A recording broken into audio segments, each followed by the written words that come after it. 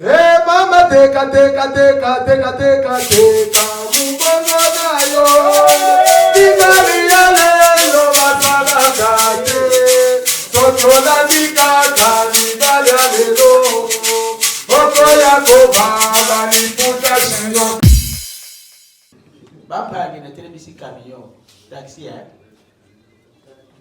na badi ilobele za mabe kama na badi ilobele mais na deuxième république les routiers ah Mobutu usali le gute ya tu na ngai pardon papa na mulumba Mobutu usali le gute na mbonga muke watu kena kata camion ngata ni sofe na mwana mpundoki bibi bacheli kolo ya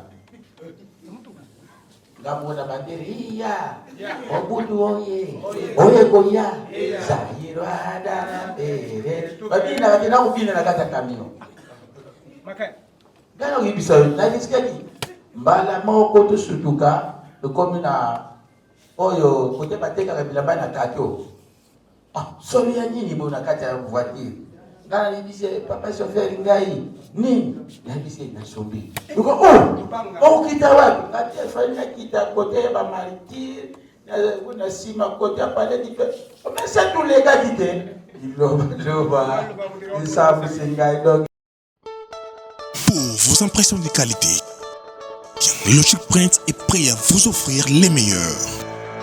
Nous imprimons sur t-shirts, bâches, casquettes, tasses, cartes de visite et de services et autres.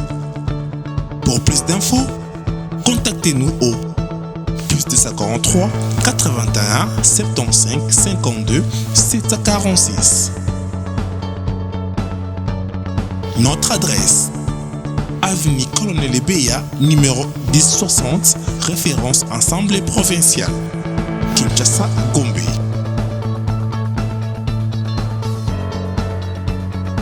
Logic Print, logiquement imprimé.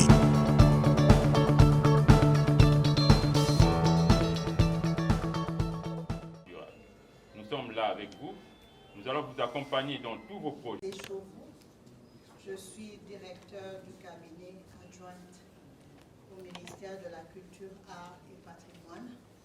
Je suis ici pour représenter son Excellence, Madame Catherine Katungu-Fora, qui a bien voulu être ici aujourd'hui avec nous, mais qui est absente. Aujourd'hui, c'est vendredi, c'est le Conseil des ministres.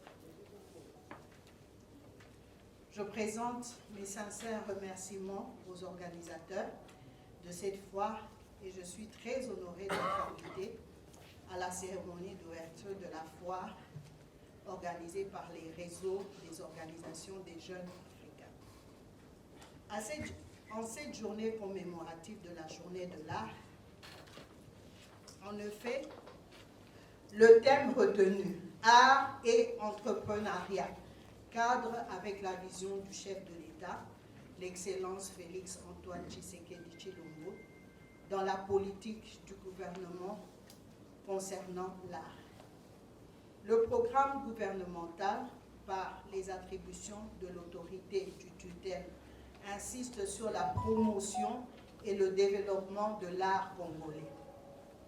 Le thème choisi se greffe au projet sociétal du président de la République, l'idée de faire des artistes congolais, de l'art congolais, des entrepreneurs congolais consiste l'une des pierres angulaires dans la construction du grand édifice qui est la nation congolaise.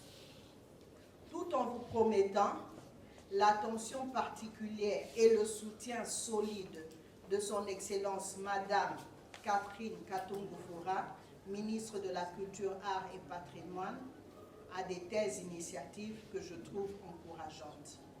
Je vous remercie pour votre invitation. J'envoie pleine onde positive pour la réussite de cette foire. Merci pour votre aimable attention.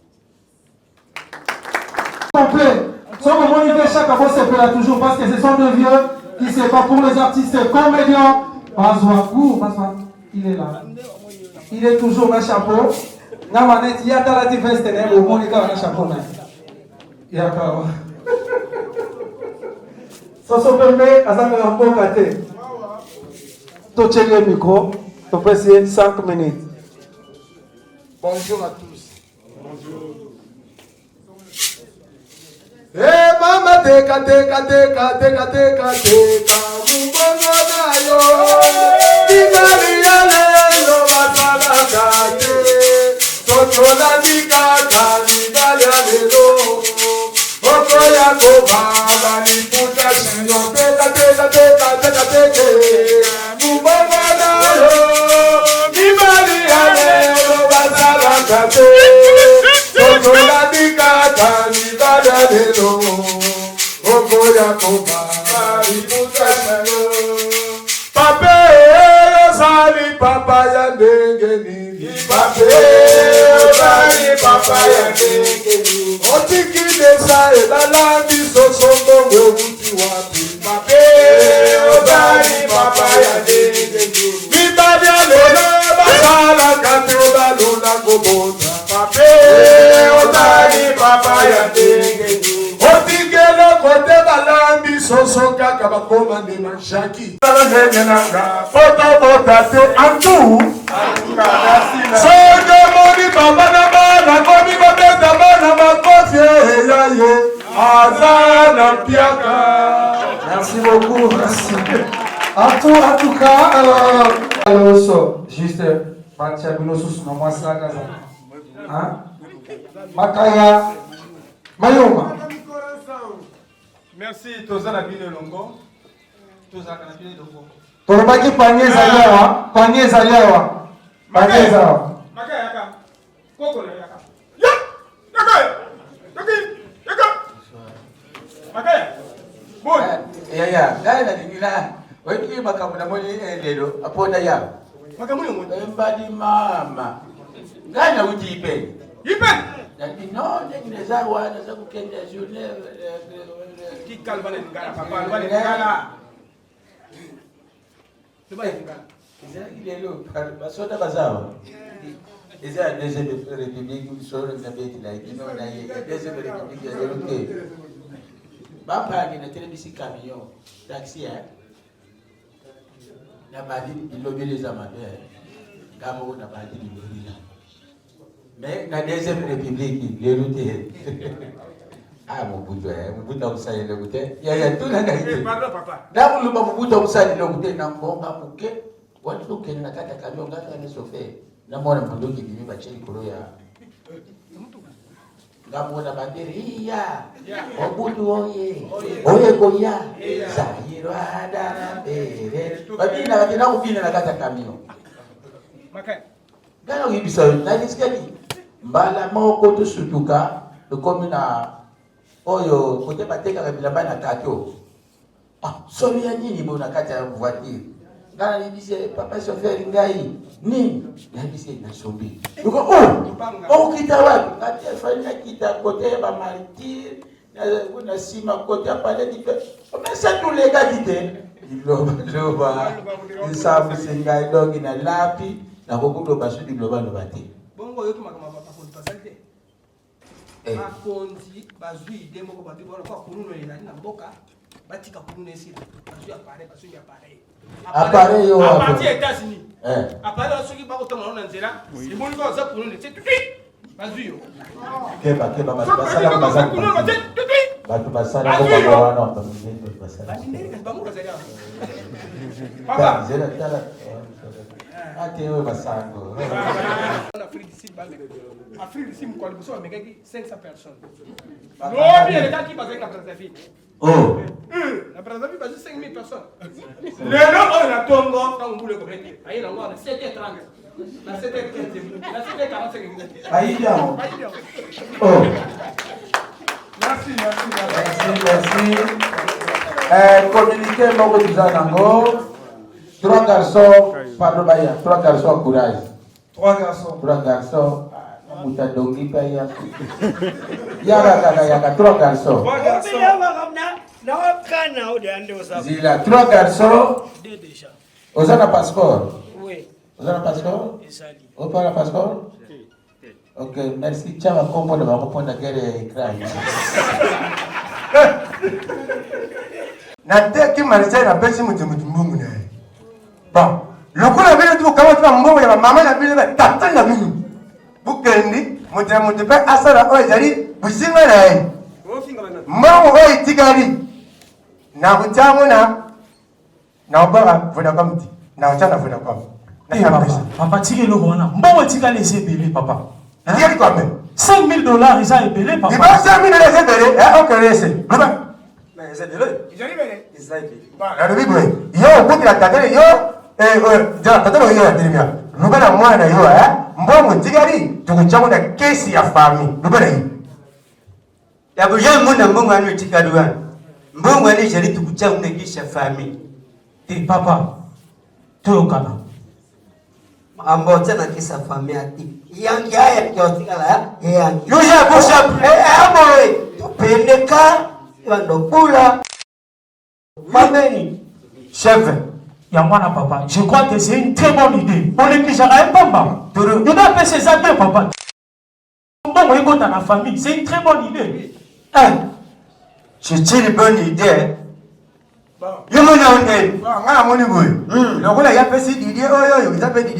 Oui, c'est $5,000 de Tigari. Ils ont gagné une de son banco. Si de son banco, bon, Nani Oyo a géré Ketchuan. C'est mieux, papa arrive à gérer Ketchuan. Bon, ok, c'est bon, mais ça te maille, tu bimingana yo te somba Ketch. Un point, un train, un rail, ou à gona si ma mère qui casse la boutique Tchangu, Baye, ville. Bon, pas de tête. Tu vas voir ce qui ne sont pas Ketch. Moutna Moutou, et Bunga, je vais pas donner. Ah, Balibosa, mais ça idée à bien. En tout cas, vraiment, donc, ce Ketchuan est hier, bandé au bout là. Moi, je dans la famille. Oui.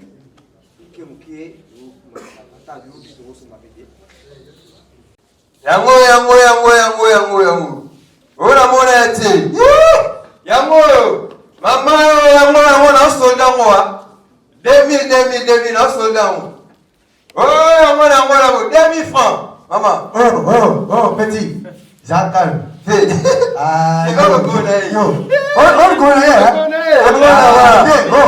connaît. Petit nana, yoga. Au moni kecho de somba, eza kecha famille. Na liko, comme te font mutu nyonso ala ta kecho yo sans problème, sans discussion. Kecha famille. Bona boy, to kina kecho na ndako problème na isio. Te, va kono sa boy. Po lelo bimina le connais. Sero koma tu na yo, boke ba ko de la kwa a bendeli yo réduction le connais. Ah, parce que on veut bongo.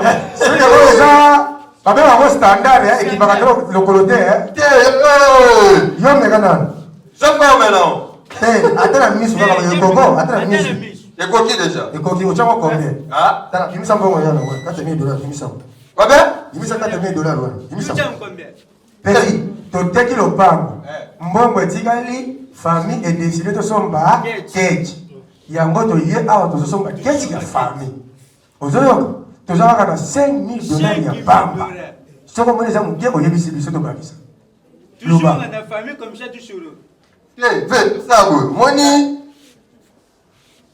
Ta, mukwa ta koloba te yo fana pamba teto kolonga awa émotion. $5,000 ya pamba, bimi sambo. 5,000 combien? $5,000 ya pamba. Ah, petit.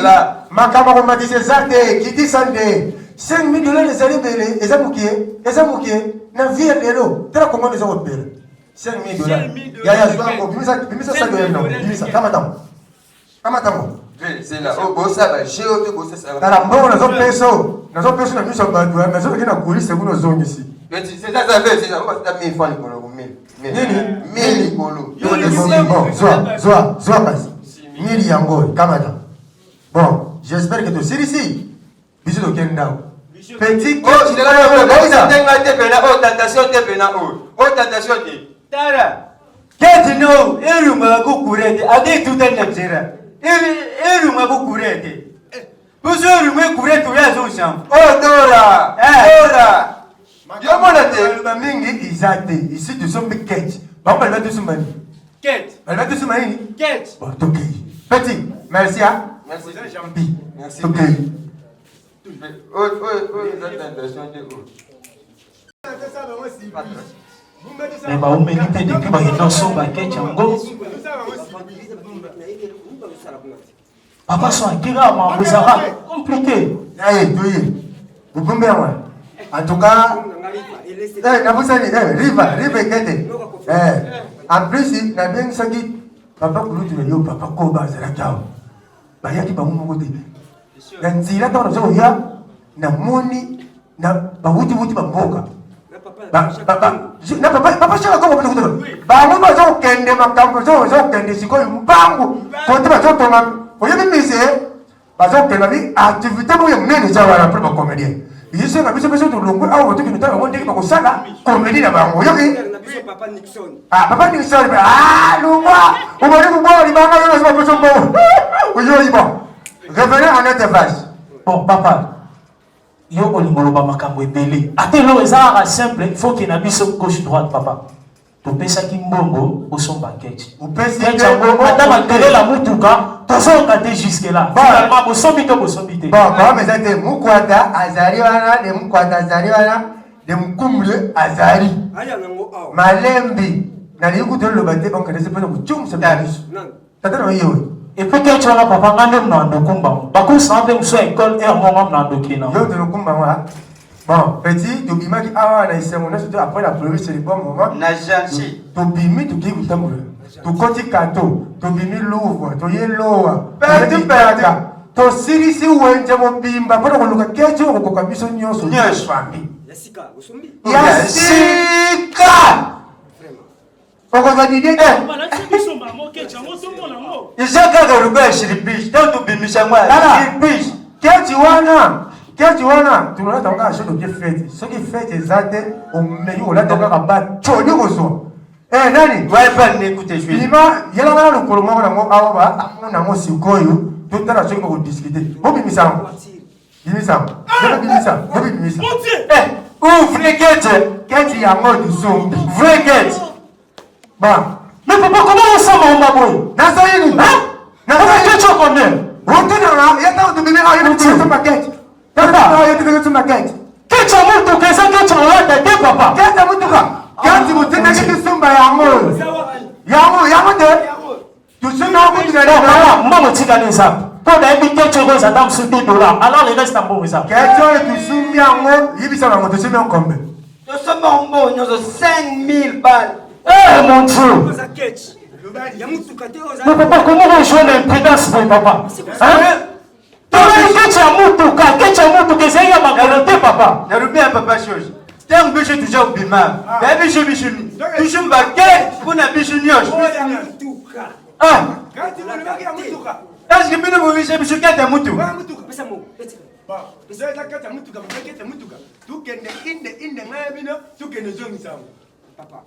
Mais il faut que je ça. Et ça quelques $5 000. Quelques $5 000. Hein, papa? Comment ça, maman? Peut-être que je te monnaie dessus. Peut-être. Alors, pour que la banque prenne, on se dit que ça va m'embêter. Java.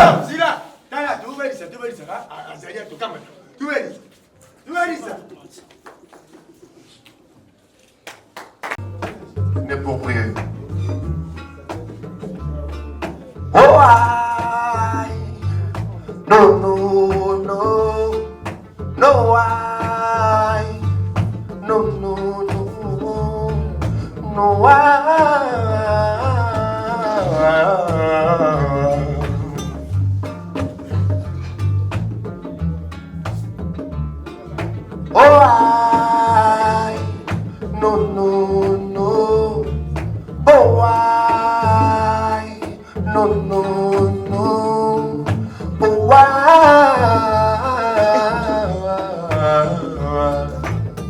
Why, c'est en anglais, pourquoi? Why? Oh, why? No. Oh, why? No. Oh, why? No.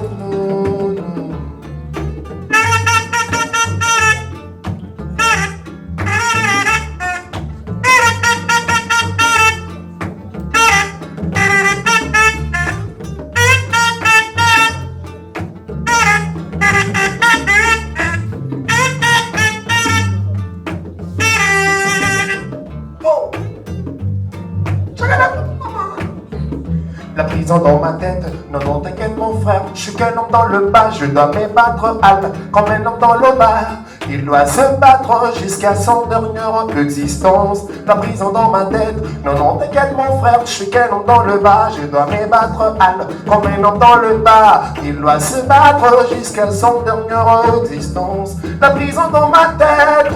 Oh, aïe. No, no, no.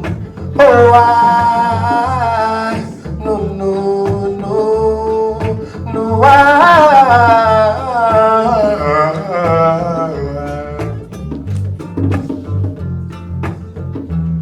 Aller manger un bon repas et de boire de liqueur douce.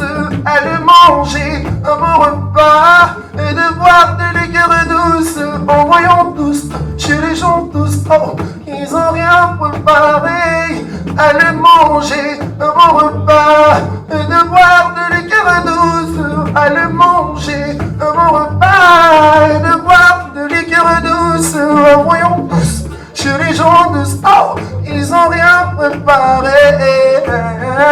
La force de Jack, c'est ma force. Jack, il va me donner la force. Il va me faire sortir de vivre dans la Babylone, man. Je suis tellement fâché pour moi. La prison dans ma tête. Non, non, t'inquiète mon frère, je suis qu'un homme dans le bas. Je dois me battre comme un homme dans le bas. Il doit se battre jusqu'à son dernière existence. La prison dans ma tête. Non, non, t'inquiète mon frère, je suis qu'un homme dans le bas. Je dois me battre comme un homme dans le bas. Il doit se battre jusqu'à son dernière existence. La prison dans ma tête. Oh, ah, non, non, non. Non, ah, non, non, non. Non, ah. J'ai donné pour maman.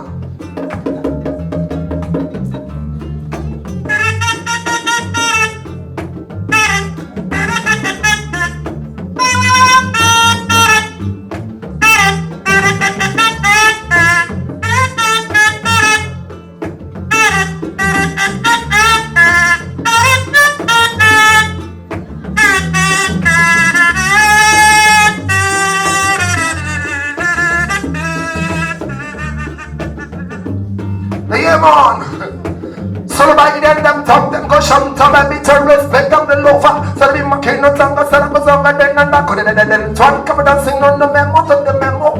On them to see the memo, but I'm not saying about the shock and the son of the mountain and thing and again, I can't be something up and then when I'm in up and then get okay. Yet the belly will take a name of all of my sea, I was on the kick of the eye. I, so I'm just busy, I return to go shite again.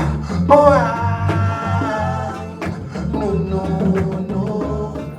no, why? No, no, no, no, why?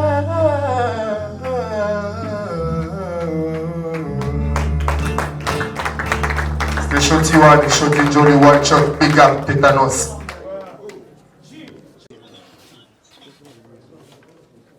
Merci beaucoup, mesdames et messieurs, chers distingués conviés à vos titres et qualités. D'abord, je tiens à remercier les comités d'organisation pour cette estime et considération portée à notre égard. En fait, on a été sollicité pour accompagner l'événement. Sur le point de vue forme, nous sommes peu nombreux tels que vous les voyez, mais je vous rassure qu'on va faire une large diffusion pour accompagner cet événement. Aujourd'hui, c'est le primo de l'événement, mais j'ose croire que les secondes, c'est pour demain, on sera là au maximum. Donc, merci pour M. Khalid qui nous a contactés. Et merci à tous les artistes, comédiens, musiciens, plasticiens et tant d'autres ici nombreux enseignés. Et plein de bonnes choses à vous. Merci. Depuis qu'il est arrivé à ce ministère, on voit un changement. Que nous, les artistes, souvent, nous sommes vraiment oubliés de tous les événements. Dans les temps, c'était des événements à ne pas reconnaître. En tout cas, on remercie Madame la ministre qui était déjà avec patrimoine. Si vous pouvez nous applaudir, parce que pour le moment, elle est en train de se battre pour la partie de l'artiste. Dernièrement, il était invité au Sénat. vraiment, nous devons soutenir cette dame-là, notre ministre de la Culture et des Arts. Elle est vraiment très, très dynamique aux côtés des artistes. Je profite de l'occasion pour remercier les organisateurs de cette manifestation, que dans tel cas, normalement, je ne sais pas si à Pomme depuis, les artistes doivent être là-bas. Vous voyez déjà, mes commandos sont là, ils sont venus seulement le matin, Papa Koba, Bakaya, en tout cas ils sont là, mais demain, je crois que vous venez d'autres artistes que je suis en train d'inviter pour être dans ce genre de cérémonie, parce qu'on doit quand même valoriser nos arts. C'est ça qui blesse. On remercie encore le président de la République pour son implication pour le retour de nos objets que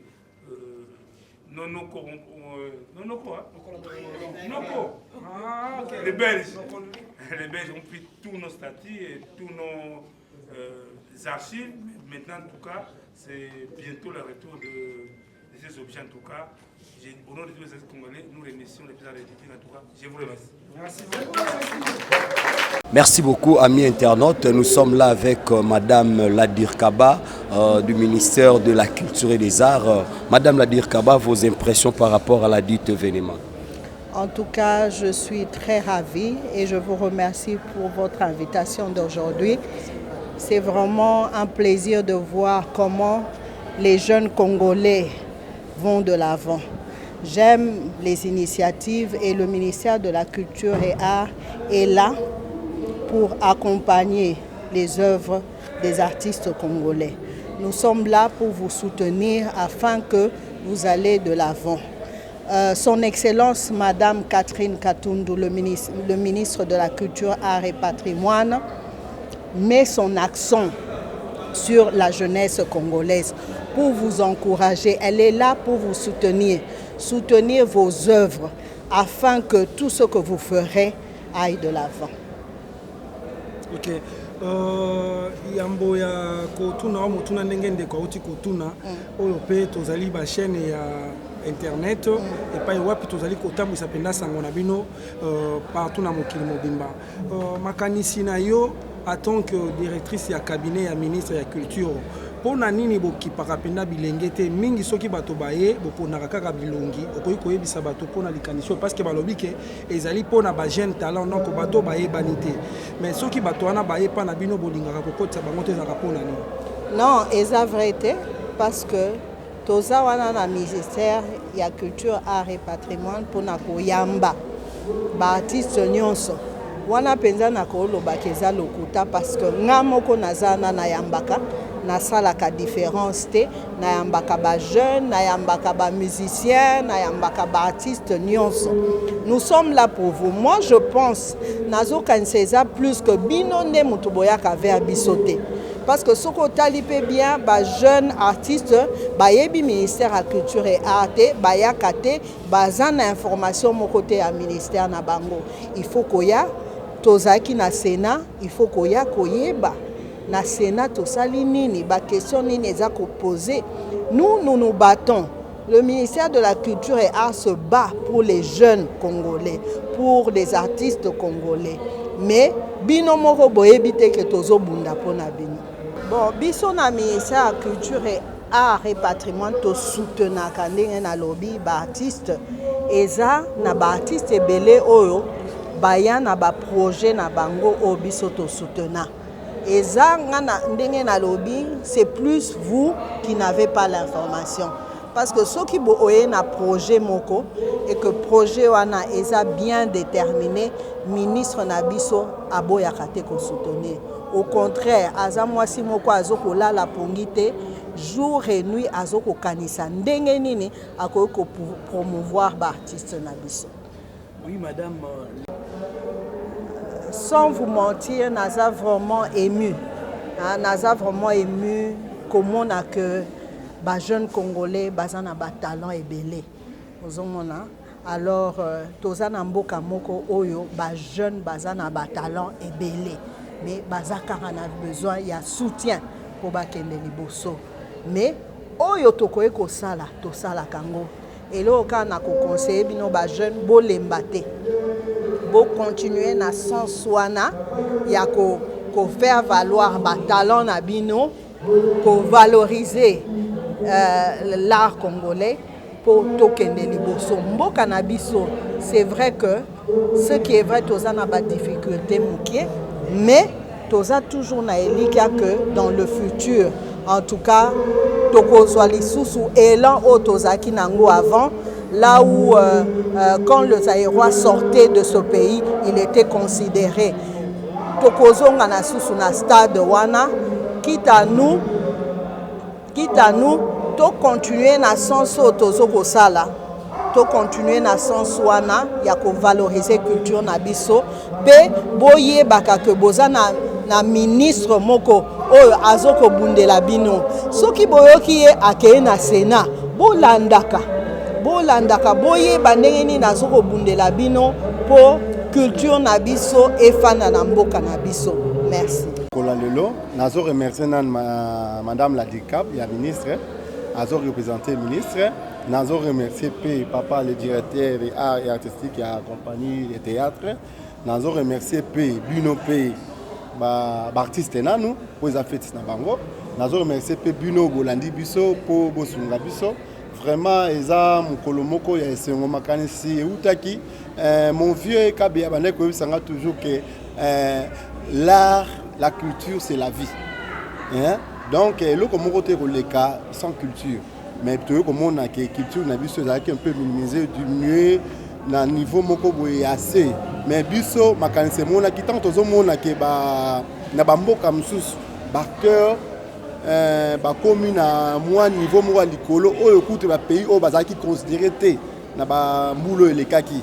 Mais pourquoi biso culture na biso zonga rasima yango lokola biso tozana nini na biso na kati ya ba ODD na biso objectif de développement durable tozana culture na kati yango to pusana ki peme na ba autorité po tozongisa ndenge basolo ba na aliment culture na biso ezonga ba artiste pe ba meka ko se retrouver.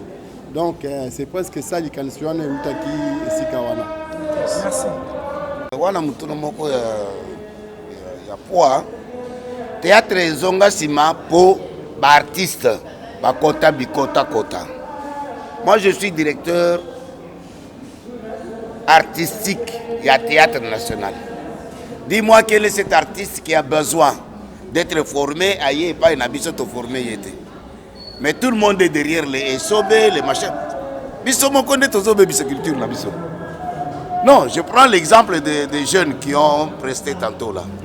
Ce sont des jeunes qui semblent avoir du talent, n'est-ce pas? Mais talent wana ekosuka wapi? Parce que maintenant eux, ils se disent aussi to coquille. Non. Nous on a fait des écoles pour ça. Moi je vais encourager les jeunes qui veulent vraiment être des bons musiciens, des bons artistes, d'aller côtoyer l'INA. C'est beaucoup plus facile parce que quand tu sors de l'INA, tu as un bout de papier. Nous savons te soutenir parce que nous voyons déjà le niveau que tu as. Mais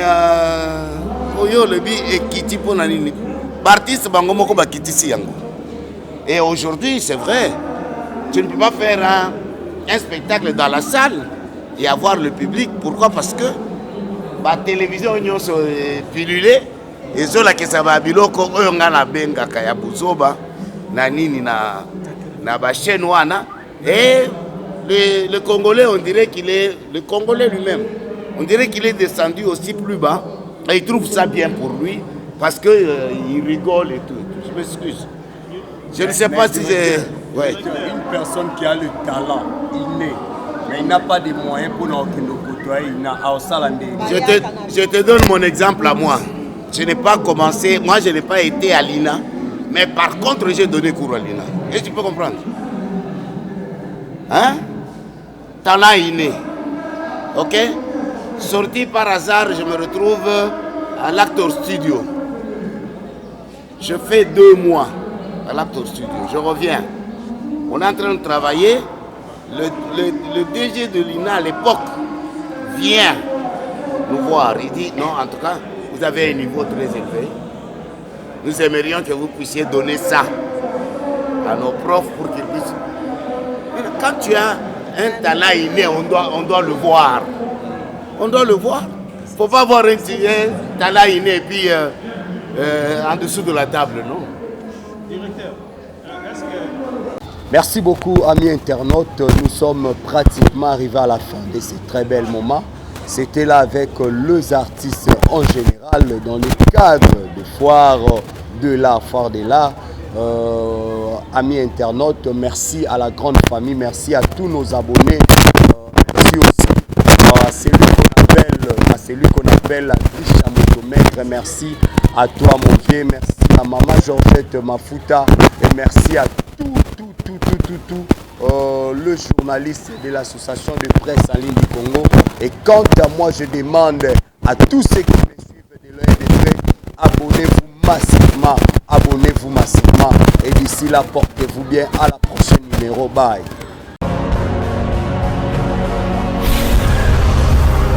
Correcteur News TV, Awande correction, il y a News tout. Donc, Awande, on assure quoi. Suivez Correcteur News TV pour avoir toutes les informations crédibles et fiables.